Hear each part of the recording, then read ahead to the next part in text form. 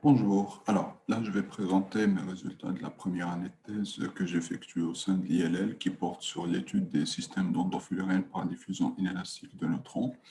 Et ce projet-là, il s'inscrit dans une longue collaboration entre l'ILL et l'Université de Southampton, ce qui explique le nombre assez conséquent d'encadrants de thèse. Deux du côté de l'ILL, Mark Johnson et Stefan Ross, et deux du côté de l'Université de Southampton, Malcolm Levitt et Richard Whitby. Et ça c'était pour ce qui concernait l'équipe qui travaille sur ce sujet. Et en ce qui concerne le plan de cette présentation, je vais commencer par une description très rapide de ce qu'est un fullerène. Après, je vais passer à un endofullerène où je vais présenter très rapidement comment on fait pour en synthétiser et pourquoi on est intéressé par ces systèmes-là. Et je vais présenter un état de l'art dans ce domaine et quelques comparaisons de résultats de calcul DFT et de résultats expérimentaux présents dans la littérature. Mais la majeure partie de cette présentation portera sur l'étude du système Helium 3 dans du C60, où il est question de résultats expérimentaux, d'approches théoriques et de comparaison entre les deux. Et je vais finir par des conclusions générales sur ce système-là d'Helium 3 et les futurs travaux sur ce système-là aussi. Alors, pour une présentation très rapide de ce qu'est un fullerène, c'est à nouveau un autre allotrope de carbone qui est nommé aussi C60 et donc il y a 60 atomes de carbone divisés entre 12 pentagones et 20 hexagones. Cette distribution-là lui donne une symétrie quasiment sphérique qui ressemble à un ballon de foot. Et ce système-là, il est très stable et ses propriétés ont été étudié de façon approfondie et donc son diagramme de phase, sa structure et ses modes vibrationnels sont connus de façon assez approfondie. Et tout ça nous permet de créer un endofullerène où la cage de C60, vu sa symétrie et le fait que l'on connaît déjà ses propriétés, il va agir comme une sorte de nano-laboratoire pour soit un atome ou une molécule confinée à l'intérieur, il va se retrouver confiné dans une boîte de symétrie quasiment sphérique et donc ça nous permettra d'étudier ces états quantiques de façon approfondie et notamment, par exemple, les couplages des états de translation et de rotation donc pour le cas des molécules et pour certains systèmes, l'étude des isomères de spin. Alors, pour en synthétiser, il y a un processus nommé molecular surgery où il est question de passer par trois étapes. La première est d'ouvrir la cage de C60 par des réactions chimiques contrôlées. Et après son ouverture, la mettre sous atmosphère de l'atome ou de la molécule que l'on veut mettre à l'intérieur. Sur cette figure-là, il est question de fabrication, de synthétiser du H2 dans du C60. Donc, elle est mise sous atmosphère de H2 et une fois ça s'est fait, on remet de nouvelles réactions chimiques contrôlées afin de fermer à nouveau la cage du C60 et rétablir la symétrie sphérique. Le problème au niveau des échantillons à la fin de cette opération est que, par exemple, pour le cas de l'hélium dans du C60, seulement 30 à 40% des cages du C60 qui subissent cette opération finissent avec de l'hélium à l'intérieur du C60 et donc on a besoin pour des études en neutrons d'un haut flux neutronique et donc l'intérêt d'utiliser les instruments présents à l'ILL. Pourquoi on veut faire une étude par neutrons de ces systèmes-là d'endofullerène? Premièrement, parce que la diffusion de neutrons permet l'observation des transitions qui seraient impossibles à voir par les méthodes de spectroscopie optique, notamment l'infrarouge ou le Raman. Et l'exemple le plus connu, c'est celui du H2 ou du H2O, où il est question du passage du mode para au mode ortho, qui a été observé par diffusion inélastique des neutrons. Pour ma part, dans ce projet, une première partie est d'étudier les systèmes endofluorènes à base de gaz rares, notamment argon, néon et hélium dans du C60. Il est question de faire une approche théorique et une approche expérimentale afin de déterminer les spectres neutrons et de les comparer. Et après, il est question de développer un Hamiltonien permettant de décrire ce système-là. Et après avoir fini avec les gaz rares, je passerai à un système plus complexe, notamment celui du CH4 dans du C60. Et tout ça pour étudier les changements au niveau du diagramme de phase du C60 et au niveau des vibrations, soit de l'atome à l'intérieur, soit des modes vibrationnels du C60. Alors, avant de commencer, il y avait déjà des résultats à l'ILL avant le début de ma thèse, où il était question d'étudier de l'hélium dans du C60 et du néant dans du C60. La première chose qui s'est ajoutée pour le cas de l'hélium et du néant, c'est ces deux pics-là qui sont aux alentours de 10 milliélectronvolts, qui correspondent à la première transition, soit pour l'hélium, soit pour le néant.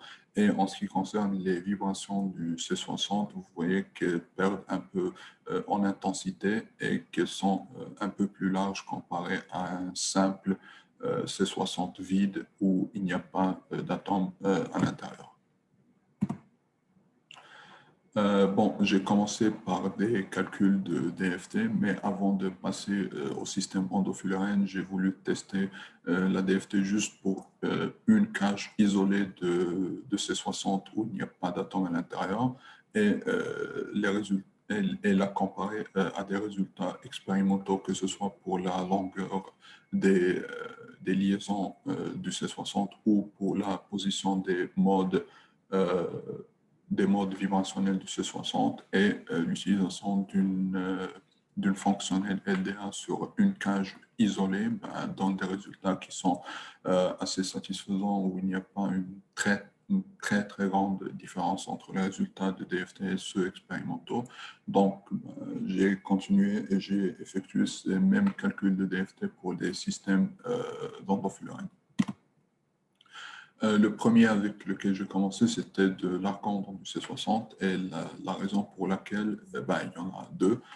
Une première qui est la présence de résultats expérimentaux publiés concernant les propriétés vibrationnelles d'endofluorène de gaz rare et une autre qui concerne le calcul DFT qui sera beaucoup plus simple dans le cas d'un atome d'argon vu sa taille comparée à celle de l'hélium et celle du néant. Donc, la première chose, c'était de faire une optimisation de la géométrie afin de trouver la position d'équilibre de l'atome d'argon qui se trouve à l'intérieur de la cage du C60.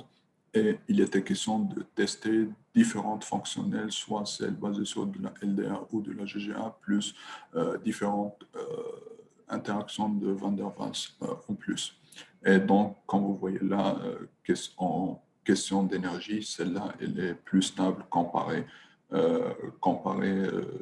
à celle basée sur de la LDA ou celle-là avec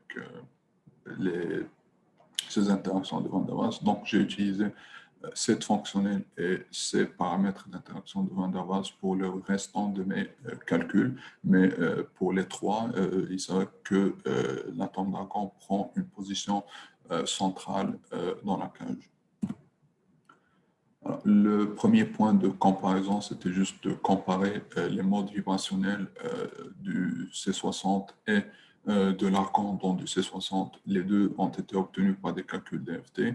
Et vous voyez là l'apparition d'un nouveau pic autour de 10 000 électronvolts qui est cohérent avec ce qui a été observé expérimentalement pour l'hélium et le néon.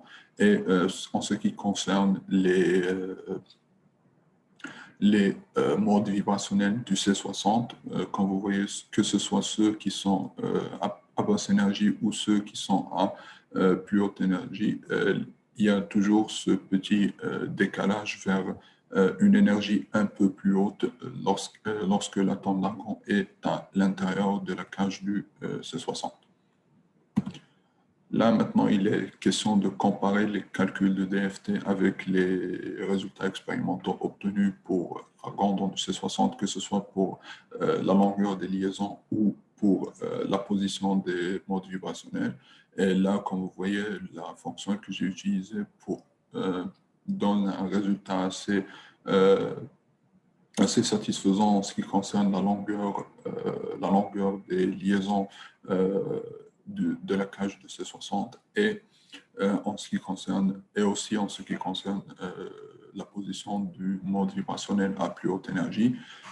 Cette différence-là entre les modes à basse énergie est juste due au fait que j'ai étudié une molécule d'argon dans le C60 qui est isolée, alors que si je l'avais étudié dans sa phase cristalline, cette différence serait beaucoup moins importante. Alors, pourquoi je ne présente pas le même truc pour l'hélium dans du C60 et pour le néon dans le C60? Ben, malheureusement, c'est que en ce qui concerne les calculs de la DFT, malgré la position assez centrale de l'hélium et du néon, après avoir optimisé la géométrie, ben, il y a toujours une apparition de modes négatifs lors de l'analyse des modes vibrationnels, ce qui implique que l'hélium et le néon ne se trouvent pas dans leur position d'équilibre. Et donc, il a été question de trouver le potentiel à l'intérieur de la cage pour voir la différence entre les trois systèmes. Alors, comme vous voyez là, la courbe bleue représente l'hélium, le potentiel de l'hélium dans du C60.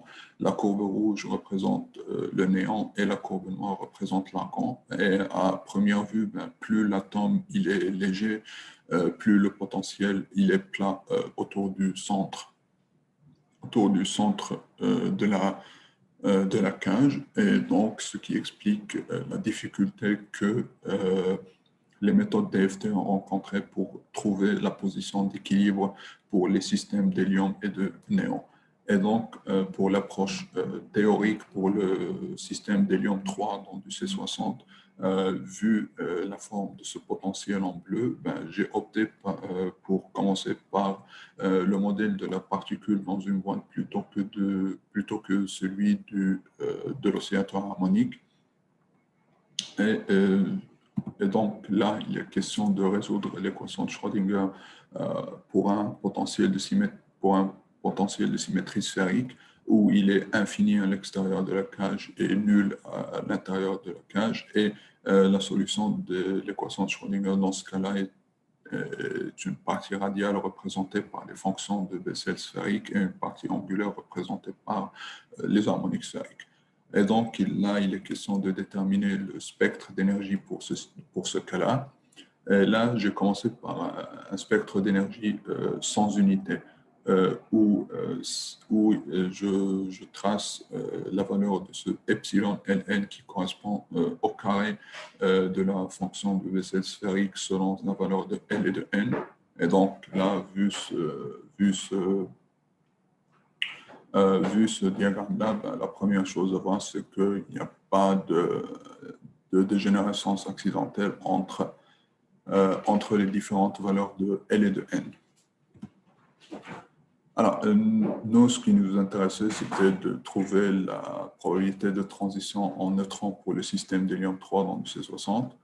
Et donc, il est question de déterminer la fonction S de Q de oméga et donc de calculer cette intégrale-là qui correspond à la transition d'un état initial à un état final.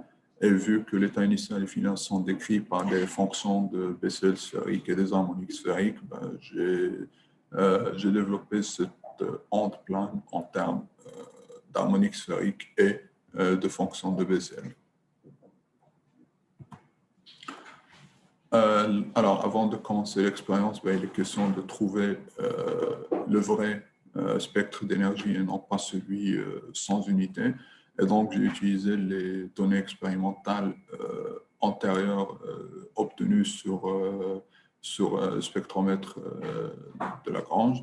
Et le premier pic expérimental était à 11,77 et qui correspondait à la première transition de L égale 0 à L égale 1. Et donc, vu que ce transfert d'énergie est égal à 11,77, ben, l'utilisation du modèle de la particule dans la boîte, ben, elle donne un rayon de la boîte qui est aux alentours de 0,78 angstrom. Et donc, en prenant ce premier pic-là, 11,77, et ce rayon de la boîte, et cette valeur pour le rayon de la boîte, ben, j'ai déterminé le restant des transitions qui sont entre 0 milliélectronvolts et 200 milliélectronvolts. Et donc là, vous voyez le transfert d'énergie, et là, les états finaux où le premier chiffre correspond à la valeur de L et le deuxième correspond à la valeur de N. J'ai aussi déterminé la valeur du vecteur Q et montrer que bah, plus le transfert d'énergie est important, plus la valeur de Q est importante, et ce qui va affecter négativement la valeur le signal inélastique des neutrons, et ce qui est dû au facteur de Debye-Waller. Alors, les résultats pour les probabilités de transition et pour les probabilités de transition calculées, ben, ça donnait des intensités en bâton, et donc je les ai convoluées avec une fonction gaussienne, et j'obtiens ce spectre-là qui est plus réalistique. Et comme vous voyez là, pour les hautes énergies, ben, là, le signal neutron il est quasiment inexistant. Et donc, il sera difficile de voir ces transitions-là de manière expérimentale. Alors là, avant de présenter les résultats expérimentaux obtenus sur Lagrange, je vais présenter très rapidement son principe de fonctionnement. Ben, une fois un faisceau de neutrons polychromatique qui est monochrome à une certaine énergie incidente EI, passe à travers un moniteur afin de déterminer le flux de neutrons, et après il est diffusé par l'échantillon, et les neutrons diffusés, ben, ils atteignent ces cristaux analyseurs qui sont placés sur une surface elliptique, et ils sont reconcentrés sur un seul détecteur d'hélium 3, et l'angle entre le faisceau diffusé et les cristaux analyseurs est imposé par la géométrie du spectromètre, et cela ben, fixe l'énergie finale des neutrons détectés, qui est de 4,5 milliélectronvolts. Alors là, c'est des résultats obtenus en septembre, où là, la courbe en rouge, c'est un spectre d'hélium 3 dans du C60, et la courbe en bleu, c'est un C60 vide. Les deux échantillons avaient la même masse, mais le problème avec les échantillons à base d'hélium 3, c'est que l'hélium 3 est l'élément utilisé dans les détecteurs de neutrons, et donc l'échantillon qu'on a étudié est un échantillon qui absorbe quasiment tous les neutrons qui arrivent. Et donc, les deux spectres ont été renormalisés à 33 milliélectronvolts, qui correspond au premier mode vibrationnel du C60, juste pour pouvoir obtenir deux spectres qui sont dans le même, qui ont la même, qu'on pourra comparer, qui ont la même forme. Et vous verrez qu'il y a deux nouveaux pics qui apparaissent, un aux environs de 11,9 milliélectronvolts, et ceux-là qui sont aux environs de 25 milliélectronvolts. Mais afin d'en être sûr, ben, on a établi un spectre de différence où la boîte vide le spectre de la boîte vide et le spectre du C60 vide ont été retirés du spectre en rouge. rouge et vous voyez que les deux pics qui sont à 11,9 et 25 milliélectronvolts sont toujours là et donc ils ont été attribués à des transitions d'hélium 3 plutôt que du bruit de fond. Là, il est question maintenant de tester le modèle de la particule dans la boîte et voir s'il correspond à ce que l'on obtient expérimentalement. Et là, vous voyez que pour le premier pic, ils ont à peu près la même intensité, mais qui sont un peu décalés parce que le premier pic, il a été basé sur le... Il a été, il a été basé sur le pic qui a été trouvé lors des expériences précédentes et qui était aux alentours de 11,7 milliélectronvolts, alors que pour celui observé expérimentalement, il est à 11,9.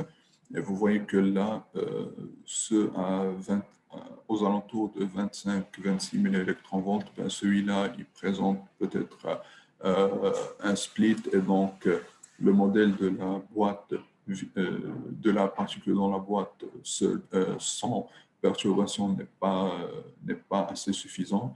Et il y a aussi une contribution aux alentours de 33 milliélectronvolts qui est assez faible, mais qui n'est pas visible sur le spectre de différence, vu que les deux spectres ont été renormalisés au spectre de 33 milliélectronvolts. Donc, on perd cette information. Et j'ai gardé cette comparaison jusqu'à 50 milliélectronvolts, car c'est là où l'on peut voir clairement les premières transitions d'hélium 3, puisque à plus haute énergie, même s'il y avait des transitions de l'hélium 3, elles tombent sous le spectre des transitions du C60, donc il est très difficile de les voir. Alors là, maintenant, je vais présenter les conclusions pour ce système-là d'hélium 3 dans du C60. Je vais dire ce qui a déjà été fait et ce qui reste à faire. C'est que ce qui a déjà été fait, c'est d'établir le diagramme énergétique qui était basé sur d'anciennes expériences menées sur des échantillons d'hélium 3 dans du C60. Et il y a aussi le fait que les méthodes DFT ont montré leurs limites pour ce même système où ils n'arrivaient pas à trouver la position d'équilibre de l'atome à l'intérieur du C60. Aussi, j'ai adopté le modèle de la particule dans la boîte pour simuler les intensités neutrons. Alors, ce qui reste à faire, c'est d'ajouter et que j'ai déjà commencé à faire, c'est d'ajouter des perturbations au modèle de la particule de la boîte et recalculer les intensités neutrons et voir si maintenant ça se rapproche un peu plus du résultat expérimental. Et en parallèle de ça, j'ai pris le potentiel trouvé par DFT pour le système d'hélium 3 dans le C60. Et j'ai fait un fit avec un polynôme R4 plus un terme en R4 plus un terme en R4 plus un terme en R6. Et je vais prendre ce potentiel-là et je vais calculer les états propres et énergie qui lui correspondent avant de refaire la même chose et recalculer les intensités neutrons pour le potentiel obtenu en DFT. Alors, ainsi se conclut ma présentation et merci pour votre attention.